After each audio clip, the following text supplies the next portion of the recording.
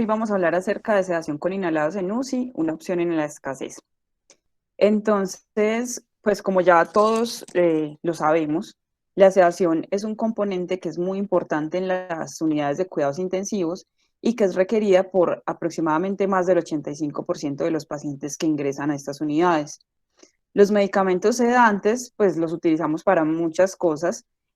para ayudar a la tolerancia de la intubación endotraqueal, para la tolerancia en la ventilación mecánica, los procedimientos invasivos y en muchas ocasiones también como protección neurológica. El midazolam y el propofol son dos de los agentes sedantes intravenosos que más comúnmente utilizamos para sedar a estos pacientes en la UCI y son, o sea, uno de los problemas con ellos es que su metabolismo y su depuración van a depender de una adecuada función de los sistemas renal y hepático y también pues muchas veces estos agentes o otros que usemos pueden producir metabolitos activos y esto a menudo pues como que va a generar una agravación por la sedación excesiva que se asocia con altas dosis de estos agentes que puede ocurrir hasta en un 60% de los pacientes de la UCI. Y además, como ellos se eliminan lentamente, entonces puede conducir a una resaca del fármaco, entre comillas, pues lo nombran así los artículos, que va a ralentizar el despertar del paciente, el retorno de sus reflejos de las vías respiratorias y además los tiempos de extubación. Y además estos medicamentos intravenosos también se van a asociar entonces con delirio. La sedación en la UCI entonces con los anestésicos inhalados está basada en isoflurano, sevoflurano o desflurano. Estos agentes volátiles tienen una tradición muy larga pues, de uso en el quirófano para dar anestesia general, tienen ya pues muchos estudios, estamos muy familiarizados con ellos, pero su uso dentro de la UCI ha estado muy limitado, sobre todo para el tratamiento de estado asmático y de estado epiléptico. Sin embargo, existe un mayor interés en su uso como sedante en las últimas 2 décadas porque el primer ensayo realizado, que fue a principios de los 90 acerca de estos medicamentos, demostró que tienen unos tiempos más rápidos de despertar y de extubación del paciente y que además tienen unas características que son muy atractivas para usarlos como sedantes a largo plazo en la UCI, como que pues son muy fáciles de evaluar, no generan metabolitos activos y se excretan casi sin cambios por la exhalación. Entonces, teniendo en cuenta pues esas características, en el último año que hemos estado en pandemia también ha surgido la duda de si podría ser una opción en épocas de escasez por el impacto que vivimos durante este año y sobre todo a finales del año pasado y principios de este, con la escasez de muchos medicamentos sedantes intravenosos. Entonces vamos a empezar a hablar acerca de la evidencia que tenemos de los beneficios y riesgos de estos medicamentos para usarlos como sedantes en la UCI. Me gustaría entonces preguntarles qué características farmacocinéticas y farmacodinámicas tienen los agentes inhalados que puedan favorecer su uso como sedantes en pacientes críticos y de forma prolongada. Y vamos a ver entonces qué nos dicen los estudios acerca de estos beneficios que nos pueden traer los anestésicos volátiles en la sedación en la UCI. Entonces, en cuanto a mortalidad, tenemos este artículo que es un original del Journal Europeo de Anestesia, en el cual quisieron comparar la mortalidad hospitalaria y la mortalidad de los 365 días cuando los pacientes se sedaban con isoflurane versus cuando se sedaban con propofol o con midazolam. Esta fue una cohorte retrospectiva de 369 pacientes quirúrgicos críticos que debían salir ventilados y que fueron sedados por más de 96 horas entre el 2005 y 2010. Fue la cohorte que recogieron. Hicieron unas exclusiones, que eran los pacientes mayores de 79 años, los menores de 40, pacientes que habían recibido sedación mixta, tanto inhalada como intravenosa, pacientes que se habían perdido en el seguimiento, para un total entonces de 200 pacientes. 72 de ellos fueron sedados con isoflurano y 128 con propofol o con midazolam, cualquiera de los dos. De las variables posoperatorias, que son las que vemos aquí a la izquierda de la pantalla, no hubo ninguna que mostrara diferencias significativas, pero cuando hicieron el comparativo de probabilidades de supervivencia, hasta los 365 días posteriores al ingreso a UCI, se encontró que el isoflurano más o menos desde el día 30 iba a generar mayores probabilidades de vivir con una P significativa de 0.013. Y que también, como vemos acá en estas otras tablas, iba a generar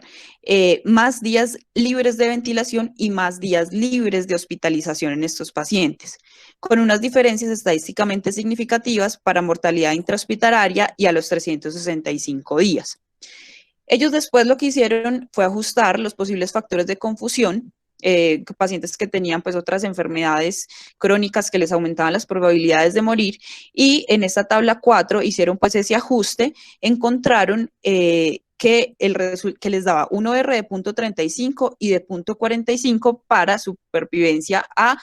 intrahospitalaria y a un año respectivamente, concluyendo que los pacientes después de la sedación con isoflurano tuvieron un menor riesgo de muerte en el hospital y al año. Pues este estudio es muy interesante, pero tenemos que tener en cuenta pues que no fue un ensayo clínico, que fue un estudio retrospectivo y que además se hizo en un solo centro, pero pues dejó mucho como en la comunidad anestesióloga y de intensivistas, pues porque estaban hablando de mortalidad y que además sí mostraban en todos los ajustes que hicieron que sí de verdad había una disminución en la mortalidad y que los pacientes tenían más probabilidad de supervivencia cuando se daban con inhalados en la UCI.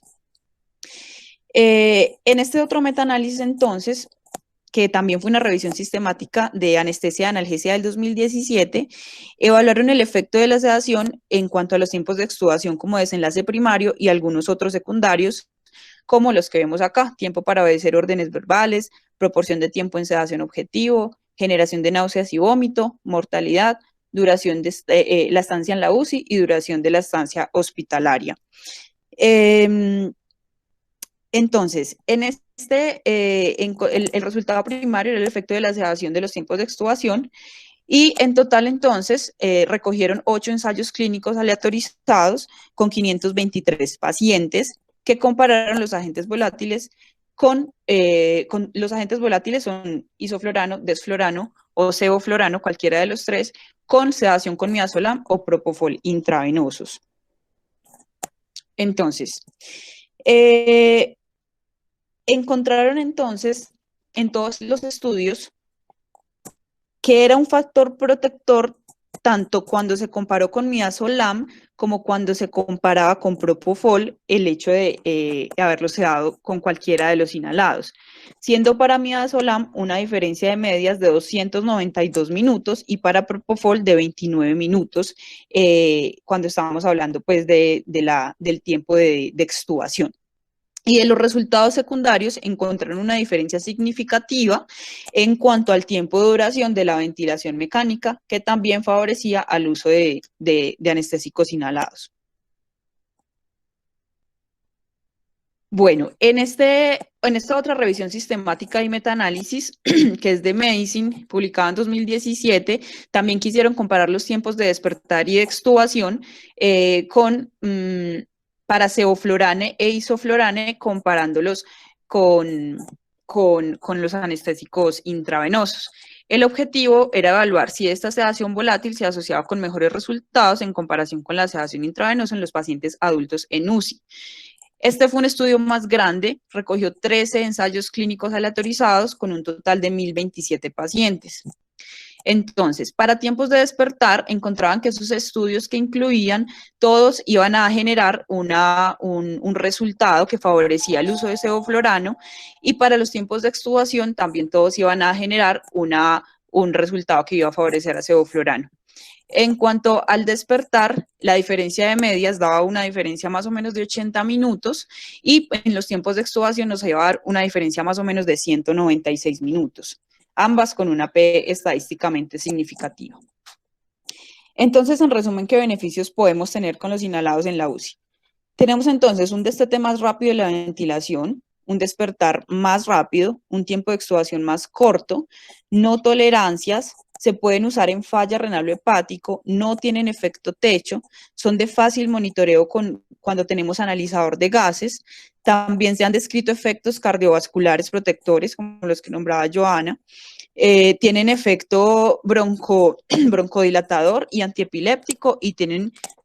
según ese estudio que revisamos, una mayor probabilidad de supervivencia. Bueno, y entonces en cuanto a los posibles efectos adversos, ¿qué características, la misma pregunta, farmacocinéticas y farmacodinámicas tienen los agentes inhalados que puedan ser perjudiciales para su uso como sedantes en pacientes críticos y de forma prolongada? Vamos entonces a ver qué ha dicho la literatura y la evidencia acerca de estos como características que no son tan favorables para los inhalados en cuanto a la sedación de manera prolongada. Entonces, una de las dudas o las controversias con el uso de ellos es sobre todo una de las cosas que nombraba Rami, que es la acumulación de los fluoruros en plasma que pueda generar una disfunción renal.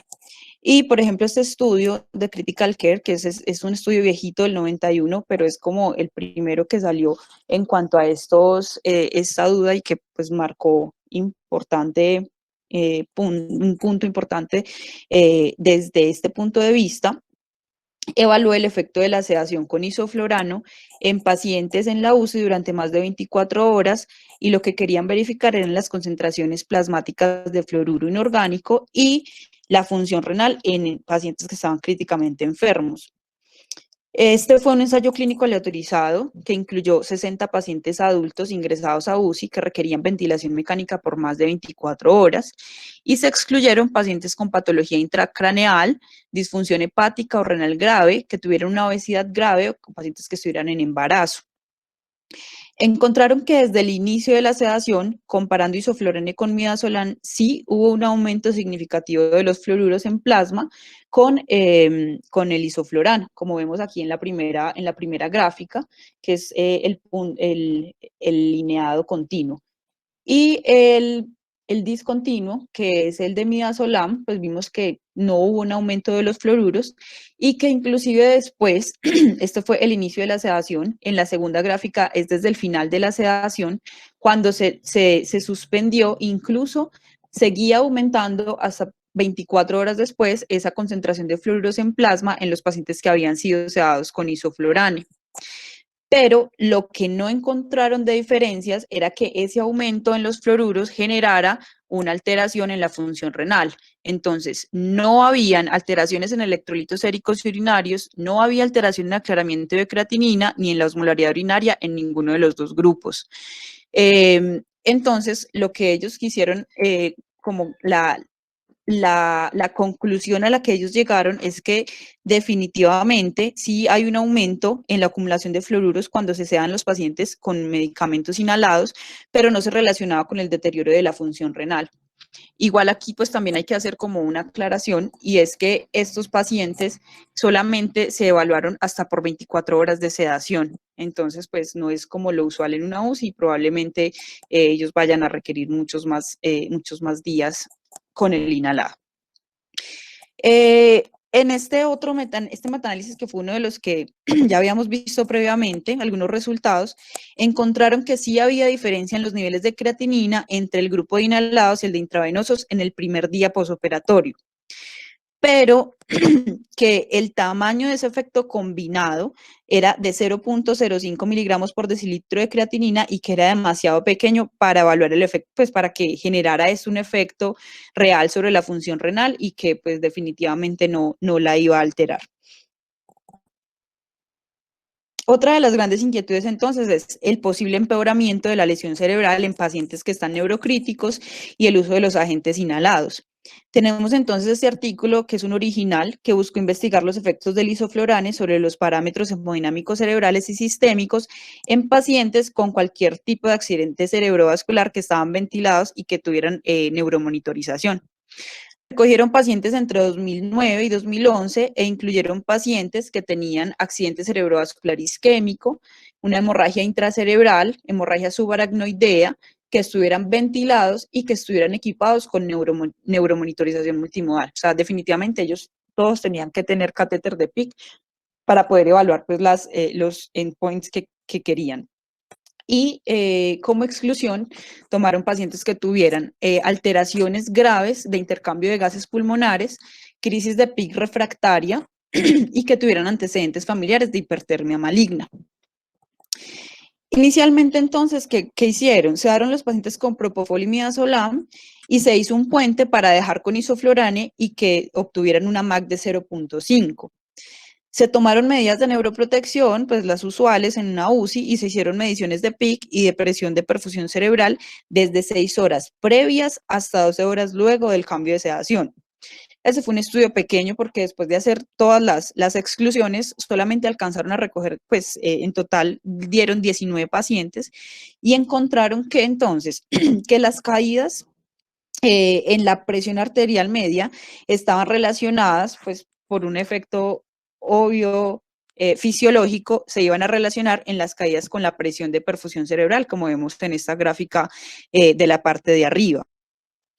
Y concluyeron que los pacientes neurológicos, aquí pues como en esta tabla grande hacen un resumen de todas las efectos cerebrales y también hemodinámicos de estos pacientes. Aquí me quise centrar sobre todo en los efectos cerebrales, encontrando que el isoflurano a largo plazo generaba una caída en la presión de perfusión cerebral a expensas de caídas en la presión arterial media que se lograban mejorar con vasopresores y que podían ser sedados con isoflurane porque tenían una disminución en la extracción de oxígeno cerebral y sin aumentos en la PIC, pero solamente si la PIC basal del paciente era normal o solo ligeramente elevada, y que además podía causar una disminución en la presión arterial media y en la presión de perfusión cerebral. Así que en conclusión, ellos lo ponen como que se podría usar, pero con muchas precauciones y excluyendo los pacientes que ya de entrada tienen alteraciones en la presión intracraneal. Y este otro metaanálisis que ya también habíamos visto con otros resultados en cuanto a náuseas y vómito, que también es uno de los desenlaces que se teme pues con el uso de los inhalados, se encontró que al comparar con midazolam y propofol, los inhalados no tenían diferencias en la incidencia de náuseas y vómito. Esto es muy probablemente porque las concentraciones que se entregan a los pacientes en las UCIs de anestésicos inhalados son mucho más bajas de los que se hacen en el quirófano. Entonces esto disminuye el riesgo de que el paciente pues se vaya a despertar con náuseas y vómito. Entonces, en resumen, ¿qué podemos decir? Que este tipo de sedación pues tiene algunas desventajas, tales como el acúmulo de fluoruros que podría ocasionar nefrotoxicidad. Se debe usar con precaución en lesión cerebral. Su uso en la UCI sigue siendo fuera de la etiqueta, o sea, todos estos estudios se han hecho, pero en el fabricante de los inhalados no tiene esta indicación en la etiqueta. Está contraindicado en antecedente de hipertermia maligna. Pueden generar hipercapnia cuando los volúmenes tidales son bajos y podría generar más náuseas y vómitos si se usaran a las mismas concentraciones que se usan en el quirófano. Y además que pueden generar unos costos mayores que más adelante también vamos a ver eso.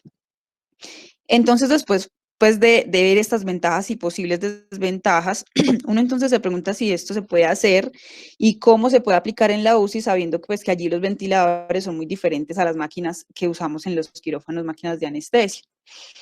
Entonces tendríamos que tener un mecanismo o una forma de hacer esto que sea eficiente, que sea rentable, que sea segura, que se pueda usar simultáneamente con los ventiladores de la UCI, que se acomode a los protocolos de ventilación de la UCI y que además genere protección al entorno y a los trabajadores de salud. Para estos objetivos, entonces, en el 2001, salió el Anesthetic Conserving Device, o Anaconda por sus iniciales. El dispositivo, entonces, ¿qué es? Es esencialmente un vaporizador pequeño, plástico, desechable, que tiene un filtro que absorbe el 90% de anestésico y libera el fármaco usando un medio que lo llaman como un medio reflectante de filamento de carbón activado. Este reflejo entonces reduce la cantidad total de anestésico que va a ser necesario para ese paciente y va a reducir el que el paciente se elimina al exhalar. O sea, el paciente exhala y él lo retiene. Ya ahorita vamos a ver cómo funciona bien. Puede utilizarse solo durante 24 horas porque el filtro de humedad y de calor se agota, se cambia, y es compatible con los circuitos ventiladores de cuidados intensivos actuales. Este dispositivo va a encajar súper bien en el circuito del ventilador y es un reemplazo además del filtro de intercambio de calor y humedad, los filtros normales que usamos, también él lo tiene incluido,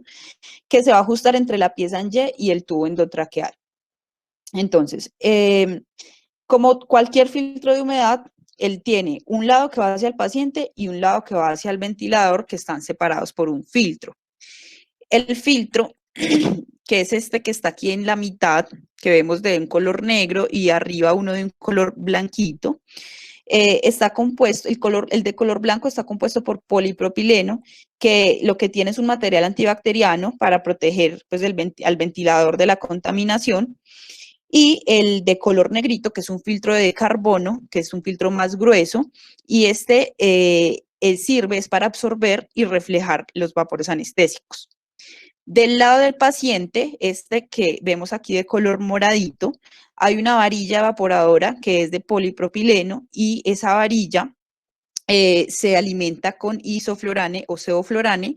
a través de una línea del agente inhalado desde una jeringa modificada de 50 mililitros que va a estar montada en una bomba normal, en una bomba perfusora de jeringa estándar. Entonces el anestésico llega en forma líquida y esta varilla evaporadora va a convertir el anestésico en vapor, o sea, es un vaporizador, y le va a entregar al paciente pues ese anestésico en forma de vapor. Para la monitoría del gas exhalado se requiere un monitor aparte, eso no viene con la Anaconda y pues eso, hay que tenerlo en cuenta también. Como dijimos entonces, este sistema refleja aproximadamente el 90% del anestésico mediante el filtro de carbón, lo que va a llevar a que haya un bajo consumo de gas y también una baja contaminación ambiental. Importante que no es adecuado para desflorane, solamente para isoflorane y sevoflorane, porque el desflorane tiene un muy bajo punto de ebullición. Y esto podría hacer entonces que el paciente reciba bolos de gas que no están deseados, porque puede, en la línea donde llega el anestésico en forma de líquida, puede hervir y por lo tanto no puede usarse en una bomba de jeringa de las que se usan acá, pues en una bomba perfusora de las que se debería usar. Y pues no requiere vaporizador porque él tiene un vaporizador incluido. Entonces este es el dispositivo, viéndolo pues en forma de 3D. Tiene un extremo que va hacia el paciente, como lo vemos acá, y tiene, bueno, ese se une pues al tubo orotraqueal del paciente y el otro extremo que va conectado a la pieza del ventilador. Entonces, durante el ciclo respiratorio, el gas pues va a proceder de la rama inspiratoria, recoge el vapor de la varilla evaporadora, que en este caso está amarillita porque ahí nos están dando pues como el ejemplo con sevoflorane, y el paciente inhala la mezcla que va a resultar de ahí. Como no todo el vapor anestésico va a ser absorbido por el paciente, entonces el gas exhalado seguirá conteniendo vapor y este vapor en el aire exhalado se va a absorber en el filtro de carbón, como acabamos de ver ahí. Entonces, ahí expiró solamente 10, pues lo que sale, solamente 10% del anestésico que ingresó. Y durante la próxima inspiración, el 90% de esa cantidad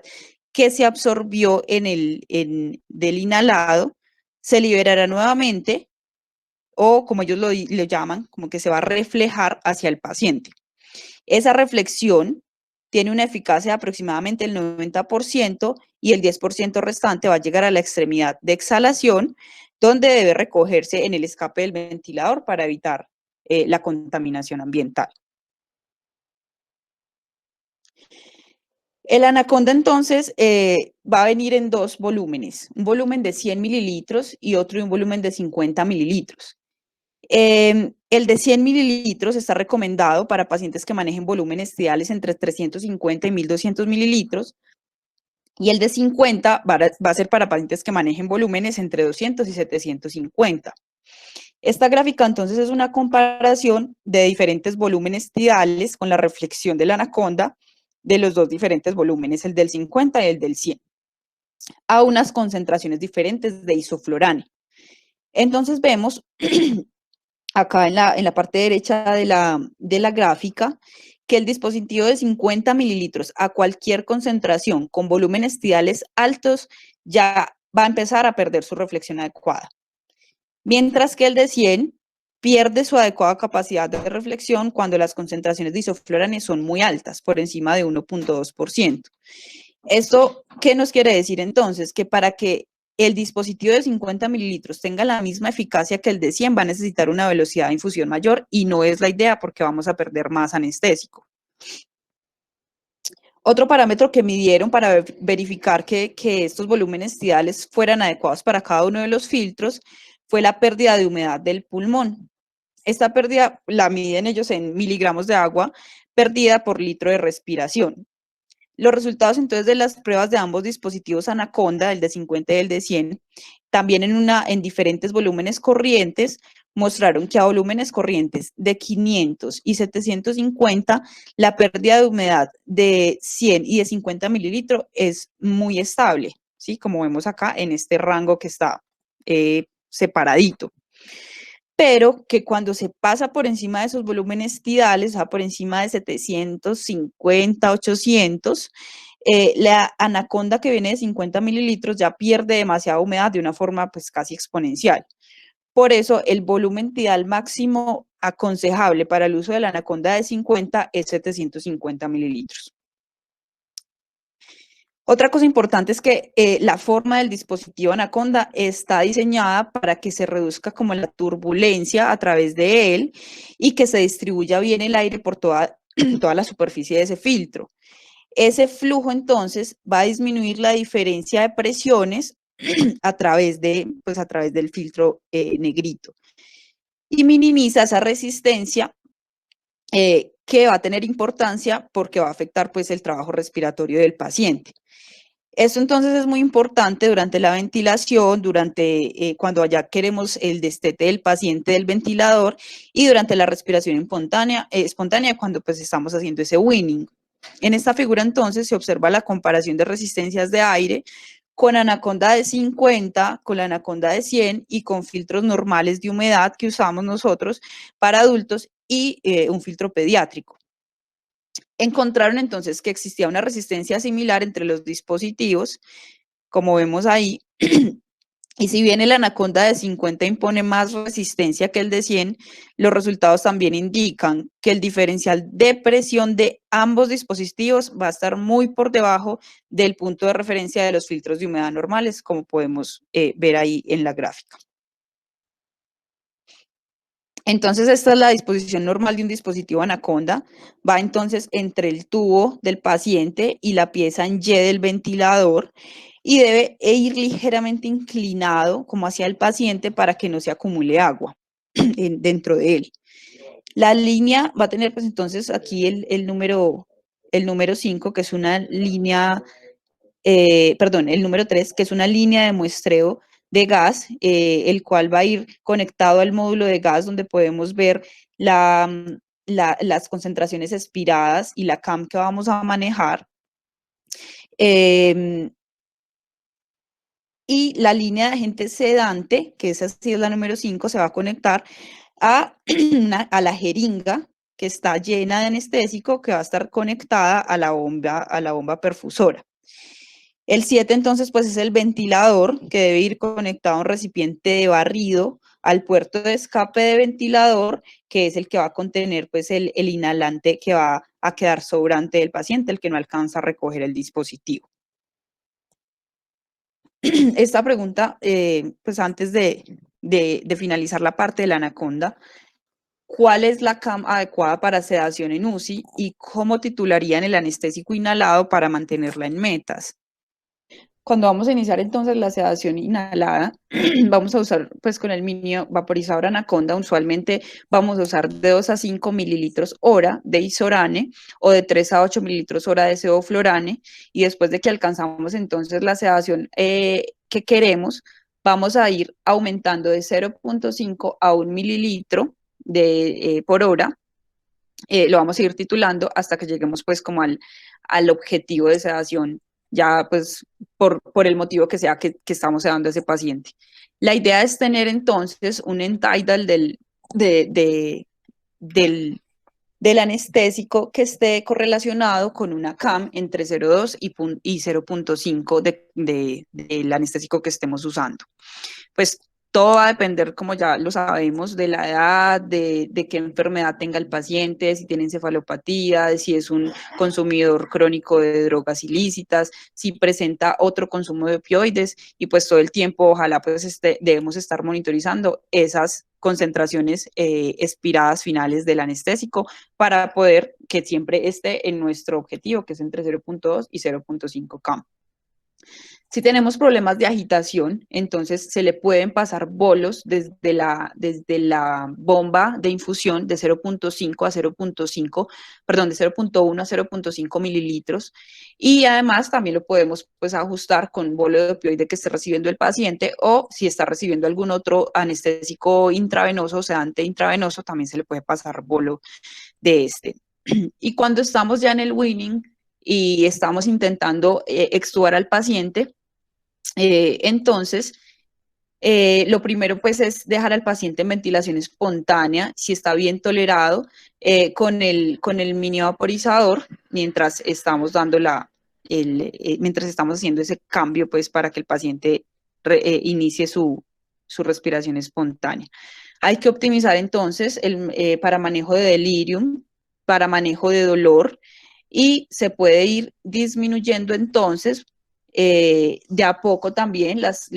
disminuciones en esa bomba de infusión también deben ser pues pequeñas. Igual pues no hay ningún problema de cerrarlo rápido. Lo importante acá es que cuando vayamos a desconectar el anaconda, se haga una pausa en la respiración del paciente para evitar como la contaminación del anestésico alrededor y en el cubículo del paciente. Y cuando ya no es cuando ya el paciente no esté recibiendo anestésico inhalado, la idea es retirar el dispositivo, porque este pues genera más espacio muerto, más resistencias en las vías aéreas del paciente, y porque pues ya no está cumpliendo ninguna labor en ese momento, se puede retirar y cambiarlo por un filtro de humedad y calor común y corriente que ya estamos acostumbrados a usar. ¿Qué problemas tenemos entonces con este dispositivo? Que el uso simultáneo de varios dispositivos puede ser complejo y puede ser que haga que genere pues muchos errores humanos. En general no son muchos los problemas que ha generado, y pues la tasa de quejas a la fecha de la publicación de este artículo fue muy bajita, de 0,016, que se considera una tasa baja. Y dentro de esas quejas, el 50%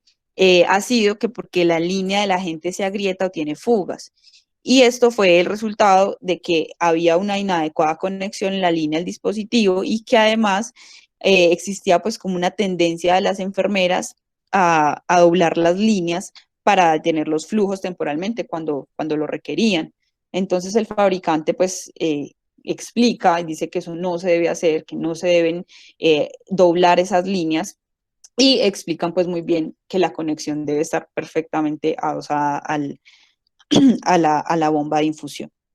Otros problemas entonces son que la titulación para una adecuada sedación ha generado pues algunas dificultades, sobre todo por parte del personal que maneja estos dispositivos, porque la mayoría no están familiarizados con los agentes inhalados, porque en general no son personal anestesiólogo. Esto se ha podido resolver de manera fácil porque tienen los analizadores de gases que directamente dicen cuánto es el exhalado y en qué punto pues lo debo dejar. Y es muy importante pues que los bolos de anestésico inhalado se deben evitar o se deben usar con mucha precaución, sobre todo por esa inexperiencia. El dispositivo que viene de 100 mililitros no está diseñado para volúmenes tidales de menos de 350 mililitros, y el de 50 no está diseñado para volúmenes tidales que sean menores de 200. Lo que pasa es que esos volúmenes no van a ser suficientes para barrer el CO2 en el sistema y van a generar hipercapnia. Y lo mismo puede suceder en los pacientes que vayan a necesitar volúmenes tidales altos y que necesiten ventilación de alta frecuencia. Tampoco van a ser capaces de barrer ese CO2 y pueden generarse hipercapnia. Los pacientes pues que tienen muchas secreciones respiratorias pueden obstruir el flujo normal y pueden generar que hayan unas resistencias altas y que el dispositivo no vaya a generar una adecuada reflexión de la gente. Obviamente, pues la hipertermia maligna es una contraindicación absoluta, pero pues no esto no tiene nada que ver con el dispositivo, sino directamente pues con el uso de agentes inhalados. Y otro problema es la posible reinhalación de CO2 cuando hay humedad en el dispositivo o ya pasó su tiempo de uso y creemos que todavía se puede reutilizar y reutilizar, pero solamente dura 24 horas y esto pues ya está comprobado. Otro gran problema pues que describen es la contaminación ambiental, que ya vamos a hablar un poquito mejor ahorita. En el 2013 entonces salió un nuevo dispositivo también de entrega de anestésico inhalado que se llama el Mirus. Este ofreció una aplicación que es controlada por objetivo de anestésico de forma automatizada, o sea, es como un sistema cerrado, es mucho más seguro. Este sistema está compuesto entonces por una unidad de control, que es el número 1, que es como la interfaz, que va a dirigir y monitorizar la aplicación del gas y también mide el flujo, la presión en la vía aérea y las concentraciones del gas.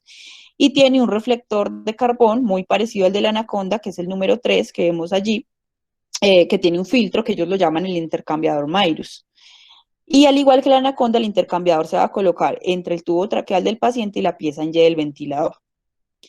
El anestésico inhalado se inyecta entonces puntualmente en el comienzo de la inspiración y esto va a hacer que sea un sistema pues mucho más eficiente. Él desde que comienza la inspiración ya está de una inyectándole anestésico al paciente. Este se puede utilizar con los 3 anestésicos, con isoflurane, sevoflurane y desflurane, pero la unidad de control va a ser específica para cada uno de ellos, lo que significa que este depósito va a funcionar solo para un anestésico, o sea que cada unidad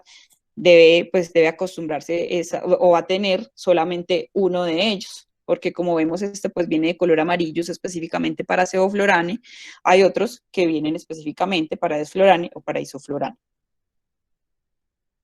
Aquí entonces podemos ver la disposición de los dispositivos. El intercambiador Mirus se ubica entre el tubo del paciente y la pieza en y va a haber un cable que conecta directamente a la unidad de control, donde se puede ver el analizador de gases, y pues la pieza en Y va conectada al ventilador normal. Listo. Bueno, en cuanto a una de las dudas y miedos más comunes de usar estos agentes de manera permanente en las UCIs es la exposición laboral a estos halogenados y qué riesgos tenemos pues de estar como muy expuestos. Lo primero entonces que se debe saber es que cada país tiene una regulación laboral y dicen qué concentración es permitida de anestésico inhalado para que el personal esté expuesto a esta concentración. Entonces, por ejemplo, en la mayoría de países que vemos aquí en esta tabla, la regulación es por un periodo laboral de 8 horas, mientras que en Estados Unidos la regulación la hacen por cada hora de trabajo. Y lo que dicen es que no debe exceder en el ambiente más de 2 partes por millón de cada anestésico por cada hora laborada, que es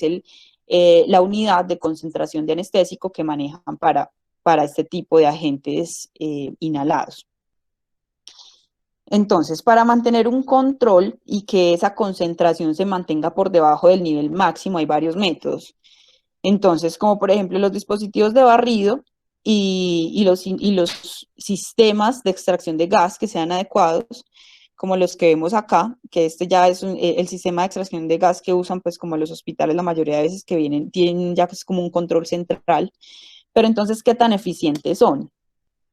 Entonces, en este estudio, que está ahí referenciado, que es de la Revista Española de Anestesiología, quisieron verificar si la concentración de sevoflurane era segura en la habitación del paciente de la UCI, estando la enfermera en varias posiciones con respecto al respirador del paciente. Entonces, ahí en esa imagen el rectángulo B es la cama del paciente y el cubo A es el ventilador, y los asteriscos fue donde ubicaron los monitores y donde separaban como los monitores donde se suponía que separaban las enfermeras al lado del paciente. Los números 1 y el asterisco número 1 y el número 2 están a 1.5 metros de distancia del ventilador y el número 3 es una ubicación que está fuera de la habitación del paciente a 6 a 8 metros del ventilador. Y encontraron que en todos los puntos se determinaba una concentración que daba a menos de 2 partes por millón de anestésico de sevoflurane, pero ojo, porque esto era siempre usando el dispositivo contrafluran, que es el que vemos aquí arriba de color verde. Eso quiere decir que usando un adecuado dispositivo de barrido de anestésico, el uso de estos agentes es seguro para el personal. Pero entonces, ¿qué estrategias podemos usar para minimizar la exposición a estos agentes inhalados? Las opciones eficientes y adecuadas entonces van a ser el uso de los aires acondicionados que tengan un adecuado sistema de evacuación. Esa potencia de los aires acondicionados se va a evaluar como por la cantidad de intercambios de aire por hora que hagan ellos. Y estos aires acondicionados en las UCIs van como los que son antiguos, van a dar más o menos 4 intercambios de aire por hora, y los que son como más recientes, los más nuevos, van a dar un promedio de 12 intercambios de aire. En Estados Unidos recomiendan que esos aires acondicionados tengan un mínimo de 6 recambios de aire por hora sin recirculación para diluir el anestésico adecuadamente, ¿cierto? Entonces, dicen que además de esos aires acondicionados debe haber un sistema adicional de barrido que sea adecuado y que especialmente las UCIs pues no los cumplen a cabalidad. Entonces, que la forma más fácil de remover ese anestésico local es la conexión de una manguera a la válvula de exhalación del expirador, desde donde va a salir el gas hacia el aire externo. Yo lo pongo pues ahí en signos de pregunta porque pues si bien es un adecuado sistema de barrido para evitar la exposición de los trabajadores de salud, pues igual estamos contaminando el aire externo, entonces no sería pues como el más indicado. Otras entonces posibilidades para hacer un adecuado barrido de estos anestésicos son estos sistemas de barrido de gas de reservorio abierto basados en el vacío, y además se pueden usar como unos absorbentes que van a estar conectados al tubo que elimina el gas. Esos absorbentes van a estar también llenos de carbón activado, van a fijar el anestésico inhalado a su parte interna. La desventaja de esos absorbentes es que hay que cambiarlos con mucha frecuencia, o sea, ellos son pequeños, son fáciles de movilizar y de cambiar, pero hay que cambiarlos con mucha frecuencia y eso hace pues que el sistema sea muy costoso. Y obviamente las buenas prácticas en el lugar del trabajo también deben siempre estar incluidas para poder dar sedación inhalada en estos pacientes, que incluyen la prueba de gas del respirador y la eliminación de la visibilidad antes de su uso, que se haga un adecuado cierre de las válvulas del flujo de gas, el control de gas después de que terminemos el uso del anestésico, que se haga un manejo cuidadoso del anestésico, especialmente durante la preparación de las jeringas, hablando específicamente de la anaconda, y mientras se rellena el Mirus también para evitar derrames. También se deben hacer entonces mediciones periódicas de la contaminación ambiental y ojalá limitarse a la desconexión del paciente al ventilador, ojalá cero, ¿sí? Eso sí, no es necesario no hacerlo para nada, y que para aspirar las secreciones traqueales del paciente se hagan con un sistema de aspiración cerrado para que no se fugue el anestésico por allí.